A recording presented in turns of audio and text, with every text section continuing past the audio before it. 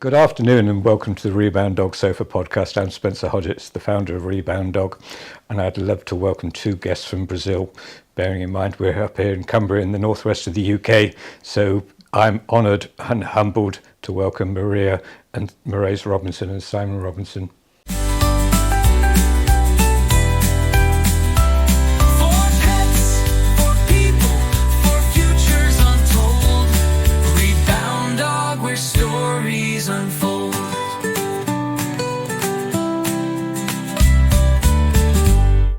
Hello. I'm dying to know what you do, or the audience is dying to know what you do. Okay. First of all, I'm very happy to be here in this sofa, so thank you very much. I am CEO Brazil of Holonomics. It's a consultancy, and we work with organizations and startups, no-profit organizations, helping them in transforming themselves in order to be more future-fit organizations. And I am co-author of a various of books, including designing customer experiences with soul. Wonderful. That sounds fascinating. And Simon? Yes. Thanks. I'm the CEO worldwide of Holonomics. We're based in Brazil, but we help organizations virtually all around the world in Asia, Europe, North America, and of course, South America as well. And my background is in innovation and customer experience design. So we also provide consultancy, but we're also non-executive board members of a number of startups and not-for-profits. And we're really helping people look at their value propositions, we're helping them with their strategies, and we're helping them create great customer experiences and transform the way they offer value. And as Maria said, the idea always is how can we help organizations develop ever more impact in the world? And like Maria, the co-author of Designing Customer Experiences with Soul, and also we have two other books, Holonomics, Business Where People and Planet Matter, and Deep Tech and the Amplified Organization. And we're really looking forward to just sharing some of the insights from these books with the audience today, with a view of really helping them think about creativity and how can they transform as well, because the idea is that there's some very exciting potential if you look at the not-for-profit sector, the animal welfare sector, but things aren't working out. So what can we share today? What can we talk about today? I think that's fascinating because it fits into the ethos of why Rebound Dog Sofa podcasts exist. Yeah. They create this conversational, deep dialogue space that isn't generally available if you go to conference or don't have access to conference. So it's gaining insight into your into what's in your head, in my language, what the knowledge you have, without creating a template. So yeah, I'm looking forward to this conversation. Thank you. So picking up on this economic ecosystems and so forth, and your background, the topic of this Sofa podcast is rescuing the future, as in the animal welfare rescue system, which probably goes back 200 years ago to an act, Martin's Act in 1823 or something like that, which became before the first SPCAs, the RSPCAs were formed. And then they developed afterwards as a non-profit rescue organization, which has gone global in the Western world from the SPCAs in the States and so forth. It still hasn't solved the problem. There's still a surplus of dogs coming into the system. So it's what I've always been concerned of within Rebound Dog is how do we address or discover what the problem is behind the problem. And I'd be fascinated to learn from your work, your experience of customer experience and universal human values, of how we can start to rescue the through soul. How do you look at doing that, whether it's through values or whether it's through creativity? I'd love an insight. Yeah, I mean, this is such a great conversation because like Maria and I, we act as non-executive board members and advisors to, as I said, startups and not-for-profits. And I really think the starting point is problem analysis. If we look at these organizations, the people who we advise, they have these really strong and incredible missions. But I think when we think about the conversations we've had with, you know, the entrepreneurs and business owners and the change makers, they're not really thinking about the value that they're currently offering or the value that they could offer. They kind of confuse conceptually their mission with the value that they could offer and they do offer. And this is where creativity comes in. So if something's not working, it's not about changing your mission in life. But your perspective. Yeah, it's changing the perspective. Yeah, exactly. So in your books, you talk about enhanced value proposition, which is different, I believe, to what I would commonly call values of a business that we're green, we're DEI, we're eco and things. Could you give an insight into how you see enhanced value propositions? Yeah, again, one of the challenges, one of the things we're trying to do is help introduce more business techniques into the not-for-profit sector, because as I said, people have incredible missions, but they don't necessarily have the business background. So maybe sometimes when we use terminology, it's not really understood. So a value proposition is a very concise statement of the value that you offer either your customers or your audience, shall we say. And this is different to your internal values, that which you value. And sometimes when you ask an organization, what exactly is it that you do? It's incredible. Even in a business, maybe the leaders kind of have an idea, but if you talk to, or people have very different ideas about, oh, this is the value we offer people. So the first thing is to do, the first kind of tip, as you asked for, is let's really see if you can easily define the value that you offer. And if you don't, let's work on that.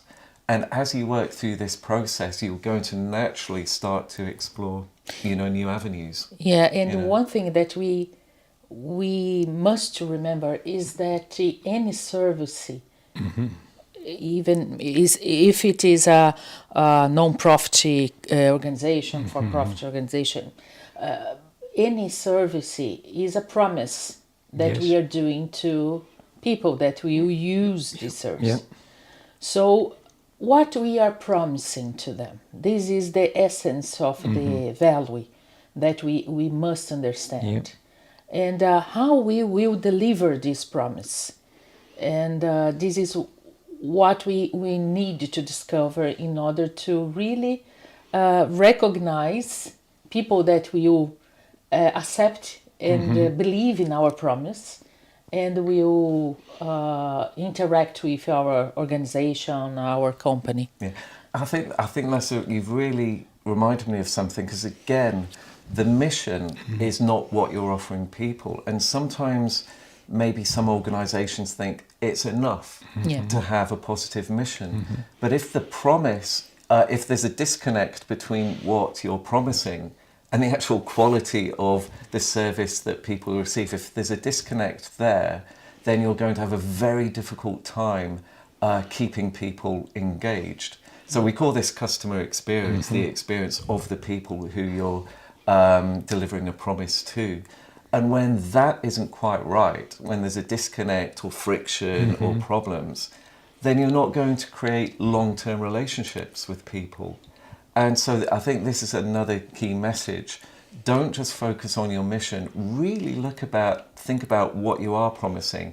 Think about the expectations, you know, that are created. Because we've had conversations about the Rebound Dog value proposition, and it's been wonderful to see how Rebound Dog itself is now evolving. Having thought about this, I wonder if you could talk about this. Because I've stepped back and looked at what we're offering as value, and it's the engagement, it's the access to guests such as yourselves, which isn't normally available. It's normally you're probably on a corporate stage somewhere as a keynote speakers, and if you've got a new veterinary technician or new rescue worker coming in, very rarely would they have the financial means or the means of access to have this sort of conversation. So we're providing that value, that we're giving access to people yourselves. And you talked about, Maria, you talked about the promise, and Simon picked up on it. But am I correct in thinking the promise is not what we're delivering, is not just to the customer who's buying the service, whether it's adopting a dog for a fee, or surely, if I've got it correct in how you're looking at business operations, it should also include the customer is the employee, whether they're employed as a paid worker or in the voluntary sector, they're the volunteer, whether it could be a dog walker or somebody working in a charity shop. So surely, if I've got this correct, that promise to deliver applies to the whole ecosystem of the business of the non-profit. Of course, because we have to have everybody committed, inspired by this promise in order to be able to deliver it. Yeah.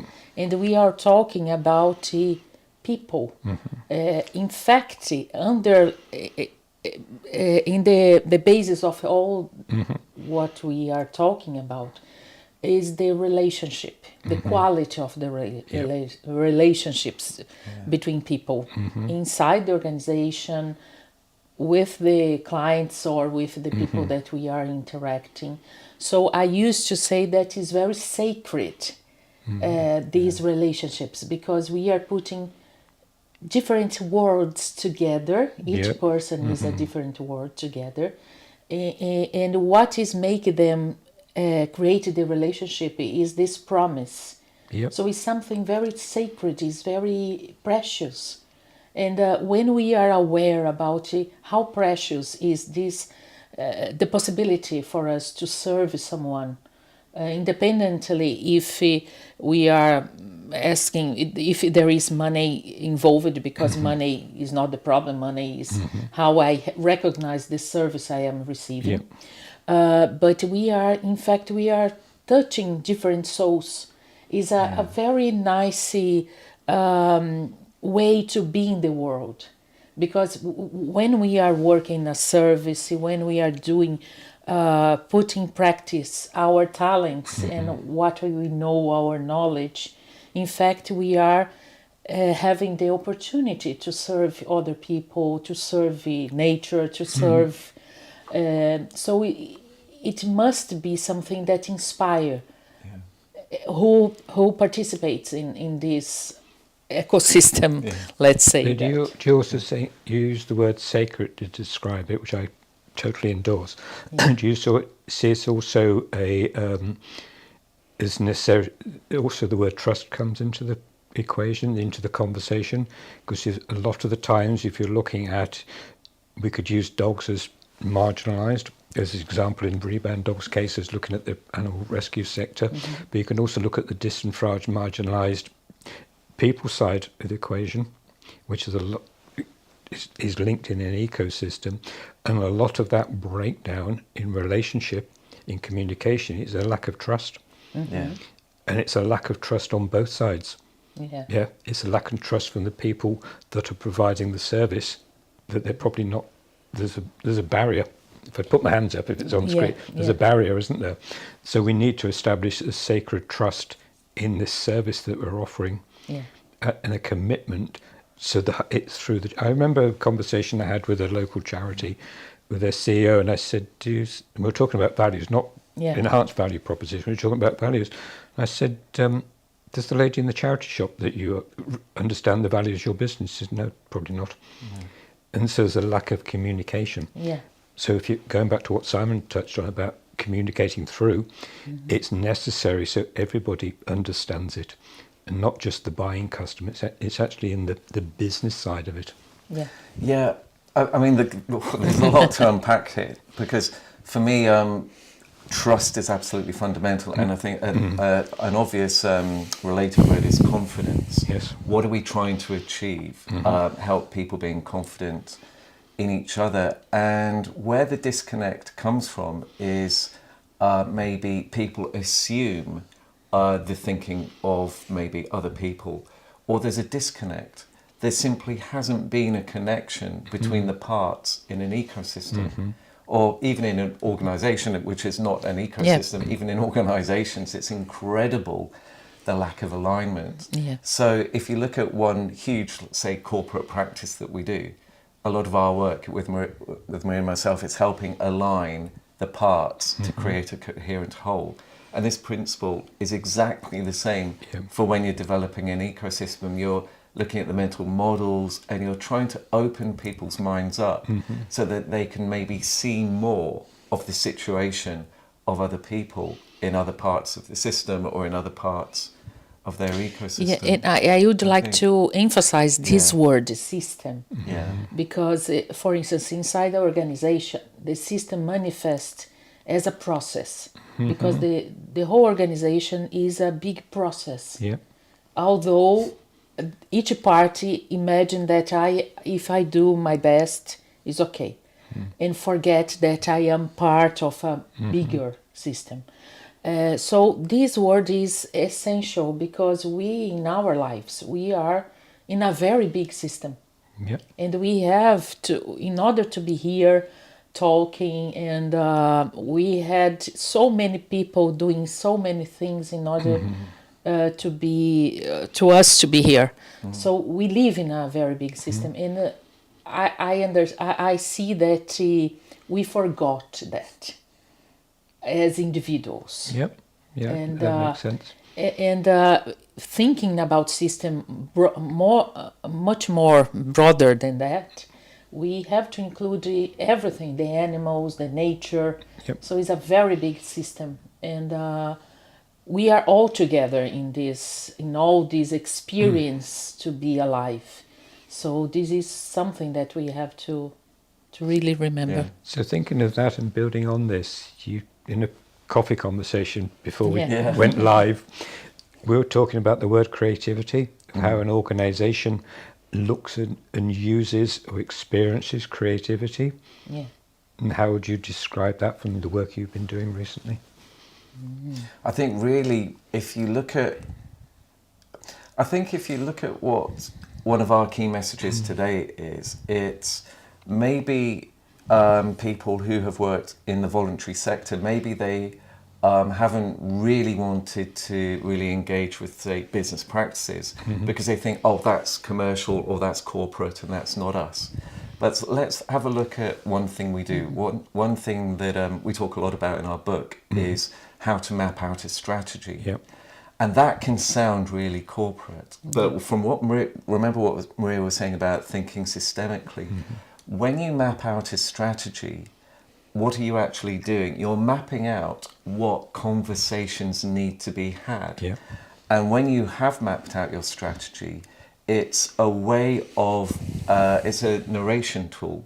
It's a way of explaining complex relationships between the parts in a way that the layperson can understand. So it becomes really interesting. So when you have that, people start to become more creative. When they start to understand. And this is what we're doing with conversations. Strategy is all about having creative conversations and facilitating conversations between areas. Because again, even in a single business, people from different departments, they have their own ways of working, they have their own mindsets, they have their own sets of knowledge, and it's incredible how silos still operate. But this is just as true when you're looking at, say, the volunteer sector, or as in what we're talking about here, which is looking at charities and this type of not-for-profits. It's so important to develop your own leadership skills so you do have an ability to bring together different audiences, and you facilitate dialogues in a way that really encourage creative conversation. Because otherwise, people kind of stay in their boxes, stay in their silos, and you don't really get to that point where you're creating something genuinely new, which is maybe where this conversation is going. So we'll be talking about, well, if this hasn't worked in the past, what could we do in the future? And I can see that these conversations between different parts, different people, is the real inclusion, because we are including different perspectives. Yep. And when we have different perspectives, we have different ways to look at a problem or a situation. So we have more conditions to think about solutions and to think about creatively Yeah. about solutions and valuing each one. So if a not for profit is designing a social repair system of some sort, whether it's trying to address homelessness, moving away from the dog sector, it really, from what you're saying, it really needs to include the disenfranchised person as the thing. An example, like, because we have a background in Devon, I remember used to hang out and sit on the pavement in Barnstable with a homeless guy with 2 dogs, and Charlie, and he used to say, "Oh, it's great, these people bring me dog food, but they haven't realised when they bring me the 24-pack of Pedigree." I'm not being endorsed by Pedigree. But I have to walk 5 miles down to the bypass underneath the bridge to sleep at night. I've got 2 dogs and a rucksack. How am I going to? So people are thinking they're doing wonderful work by donating the food. Very basic example, but it's street level experience because they haven't had the conversation. Yeah. I said, they haven't had that. They haven't understood what the problem is. Yeah, oh, it's great. We're feeding the dog. We've gone to Tesco's and whatever. Other supermarkets are available, but it's that inclusivity, isn't it? And that's where I believe the trust starts to build, and it builds not only in the organisation as you're talking about it, but it goes beyond to the customer, whether that's a paying customer or a recipient. You've just triggered something here because we've maybe sounded like we're critiquing the not-for-profits. We're not. When you start to get creative, you really start to say, right, hang on a minute, what do all these people with their kind of boots on the ground, what is their key skill?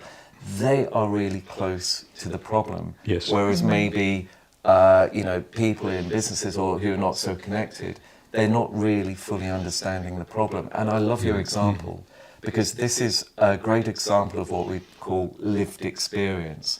What is the true experience of the people or the animals we're really trying to help?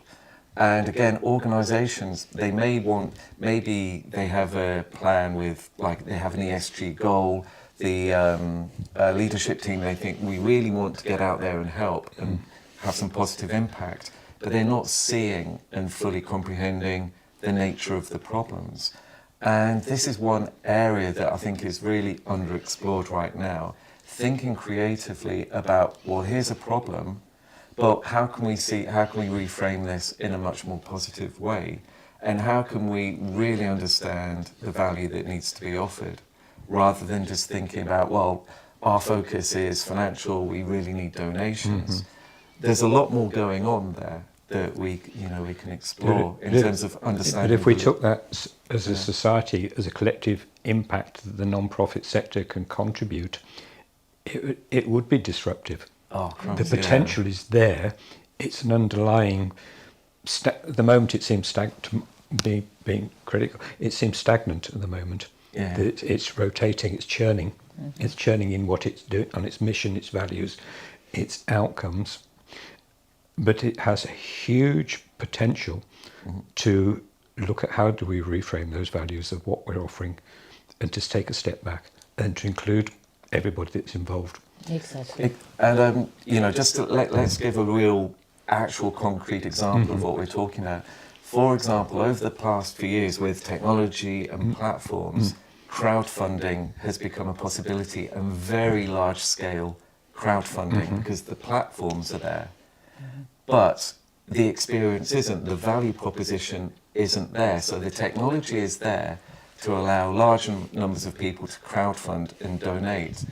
But what are they really donating to? They haven't become engaged. So Maria and I have developed a concept we call transformational crowdfunding. Yep. Because what is the built-in assumption of crowdfunding? Oh, I've got resources and I can donate to a charity. Yeah. But with transformational crowdfunding, those people receiving the resources, we value their ability to help transform the people making the donation. Yep. And so there's this virtual circle of, yes, we've got some resources that we could help, we can provide. But at the same time, what can we receive? What can be received? Is there something educational that can be received that will help the people making the donations. Do you sort of mean we're completely turning around So it becomes the concept of it becomes crowdfunding? like I never get the word out, especially on script. True reciprocity. So it's giving Exactly. where it's been mistaken that you give expecting something back. But Yeah. if you look at probably Native American concept of reciprocity, you're giving, never expecting anything back. That Yeah. something, and so but it becomes reciprocal, doesn't it? Of the relationship of the education is one sector and somebody else is receiving and somebody else is giving, so it becomes a mutual.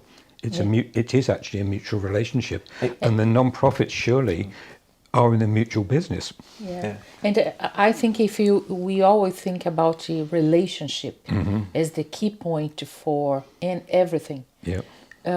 In this case, the platform, if we use it just in one direction, we are being passive. Yes. So I am donating, and I have to believe that this money goes wherever it goes, and in a very passive way.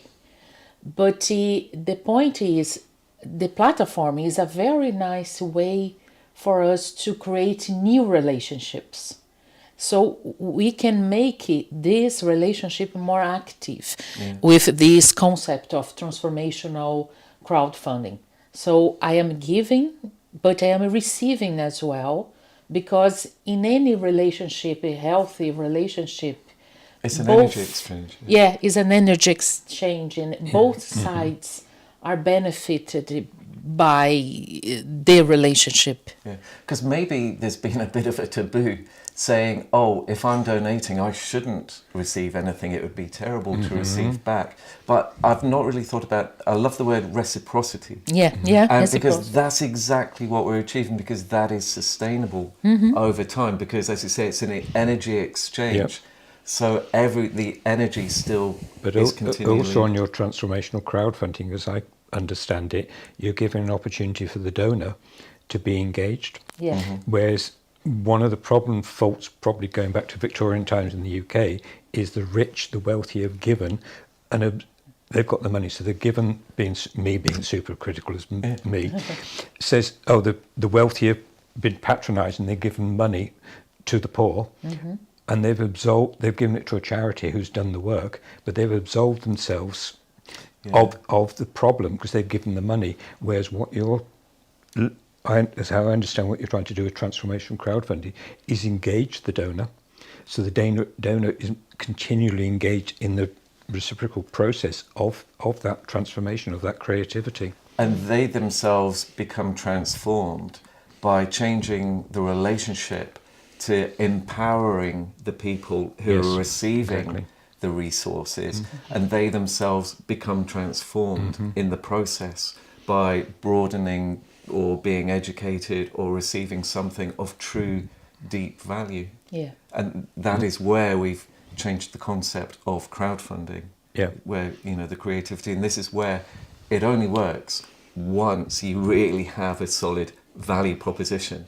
So this is where it comes back to, the beginning. The real work. Really think about what value you could offer, and then think about what framework you could work in, and then develop your kind of business model, transformational crowdfunding, and only then think about the technology. Because again, I think some organisations, they become a bit overwhelmed nowadays with all the platforms or the technology that's available.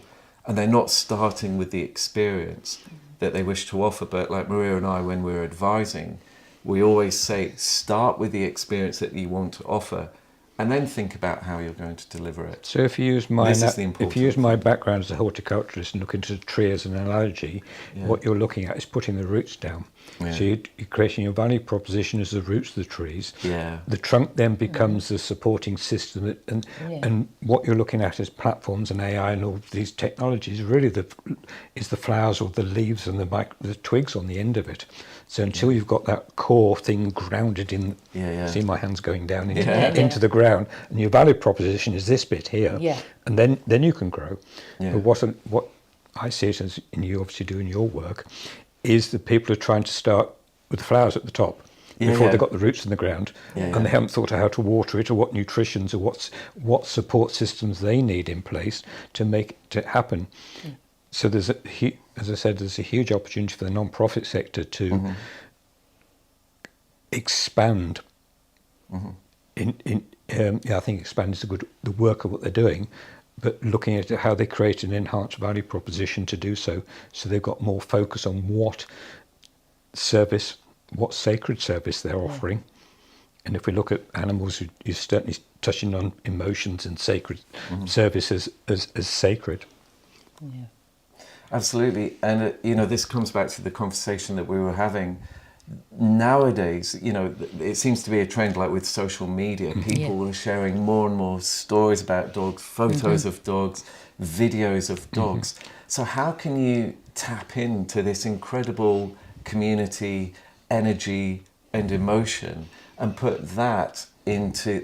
all of that positivity into the rescue sector, rather than just trying to think about, we need funding? The creativity comes from looking at what's out there already and thinking about what elements you can bring together creatively to build incredible pet or dog or animal related experiences that people positively want to engage with.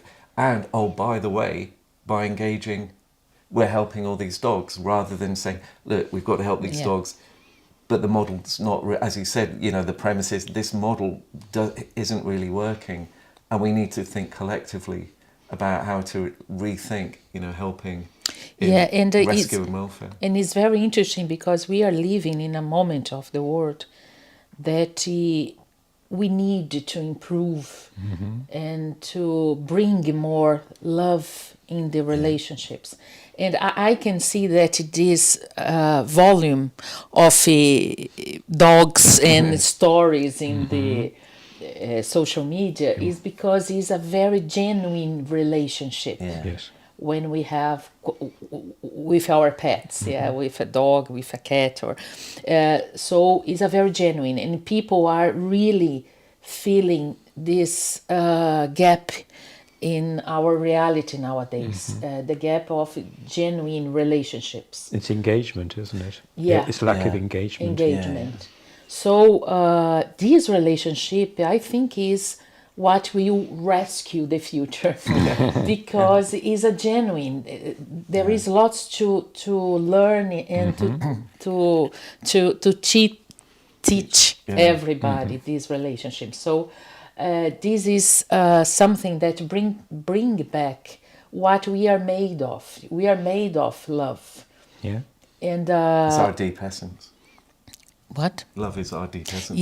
Deep, exactly. It's our essence, so it's our essence. So we can bring back all these feelings with the practice of genuine relationships, and lots can be done by these examples. Oh, definitely. Yeah. So would you say, talking about love, Maria, would you also explain your core concept of the five human universal it's a very interesting, because in the most how can I say ancient inscriptions they say that what is a human or human being? What does it fully mean to be truly human? Truly human. And in the most ancient knowledge, they say that we are the manifestation of 5 universal human values of love, peace, truth, righteousness, and non-violence. So in fact, we have all these human values inside ourselves. So we don't need to teach anybody about them, because they are inside ourselves. What we need to do is to allow these values to emerge and to be awakened again, because maybe we've forgotten. And we are in an age that we have to start asking again who I am, what I'm doing here. Mostly moments when technology goes so advanced, we have to come back and make this question again. what I'm doing here, what I want, who I am. And the same aim is the same aim since the beginning. All of us want to be happy. And it's impossible to be happy without love. And we have this love inside ourselves. But in the human relationships, as you said, we were talking about people not listening each other. So we forgot the value of being together and learn with each other. So as I said, the relationship with dogs and pets reminds us how good it is to have a genuine relationship. So I think is something that we have to talk more, we have to share more in order to really rescue the humanity. Because I think it's really interesting because like society today is becoming very fractured. Yes. And you've got one group of people saying these are our values and you have to have these Yeah. values. This is the imposition of one value set on another people's value set, whatever those groups may be. And it just doesn't work. Whereas when you work with universal human values, it's all about reawakening. And so the way in which like Maria and I work, and also we're very much a part of a much larger group in Brazil dedicated to introducing universal human values in education, it's not about imposing. The way in which you work is to do something that inspires people, to remind them that they have peace, truth, love, righteousness and non-violence inside of them. No one's imposing anything, and this is what the beauty is of working not just with dogs but like with animals. Yes. Where it's like, well, what are the values what are the universal human values say expressed by a dog, and how can that awaken these values in people? You're not giving like a value set and saying, oh, you have to do this, because there's nothing more off-putting or distancing than that. Is a very different way. And this is where we were talking about our ideas of working with transformational crowdfunding, creating experiences with dogs, really looking at how you can create this community of people that are already engaged because there's something about dogs that's awakening something back inside of them that maybe got lost. And one thing that There's so much there in terms Yeah, of Yes, there is. where animal rescue Because could go it ties in the in, future. there's a large conversation happening in the animal world where animals are now being recognised in legislation as sentient beings, which changes our relationship. So we go away from this industrialised command and control. Well, I own the dog. The dog is my property. I bought it. It's my property. Very prevalent in the United States, which is where the disposal thing comes from, because there's no legislation at the moment as far as I'm aware to protect them.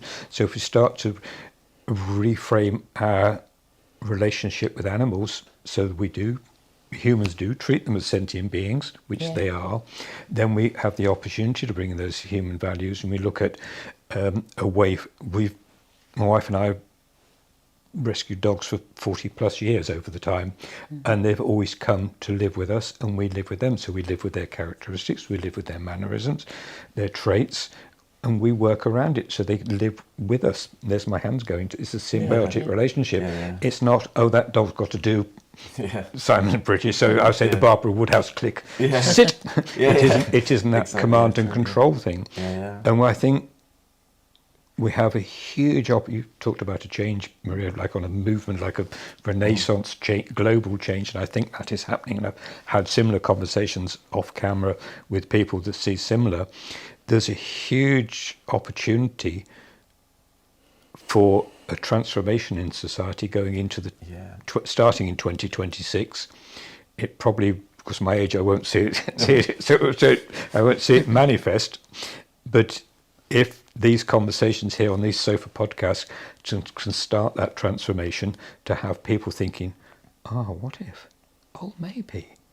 Oh, we could. But we need to come back to this, going back to the original thing, let's look at creativity, of how creative the business is, how creative society is, and how can we expand that creativity. So going back to the blunt thing of dog rescue, we're not just taking dogs in and turning them over on in and out the kennel, straight out, wham bam, thank you, ma'am. It's how we become more, explore being more creative on what we do as a non-profit organisation to add, going back to your expanded value proposition, Exactly. both with the kennel staff, the rescue shelter staff, using the American word of shelter, but it's also then looking at how do we, and Simon touched on it previously about experiences. So how do we create this transformation experience that isn't just rescue because it's cute and it's nice and I've done good because I've rescued a dog and or fostered the dog, but how can we make it larger? Yeah. And I think the real exciting things that how does this scale? You scale digitally, and then that then has an impact back in the physical world, the real world. And again, it's not about, oh, we have to be digital. No, it's about thinking about, well, what exactly are we creating here? What elements need to be digital? And how can that really connect more fully with what we're doing? Because ultimately, we're talking about something that's very much of the world. And we are living in a very magical moment of the world, because we have this opportunity to really feel that we are connected with the whole world. Because in the past, without this kind of technology we have nowadays, we were relating to our community, physical community, but nowadays we can connect it. We are here, for instance, because of this connection. Exactly, So this is really wonderful to connect the virtual and the physical world. And we have this opportunity to really engage much more people with the same level of understanding, and not understanding, but engaged to this. But that was from Simon's more engaged with this with previous works, but this was surely the concept of the internet. Was an not quite verbatim, but it was an opportunity. It was an engagement tool.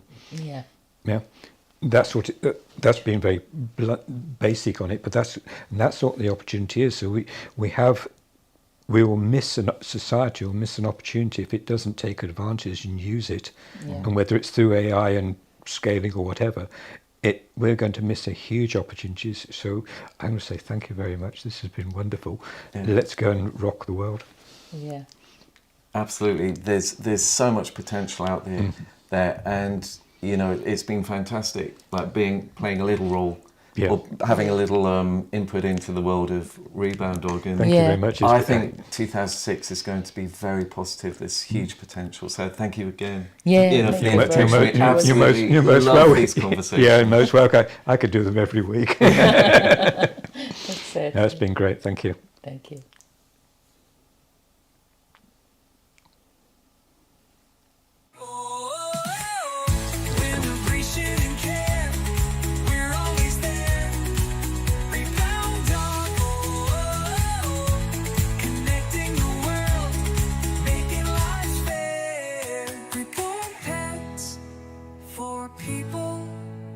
For futures untold, Rebound Dog, where stories unfold.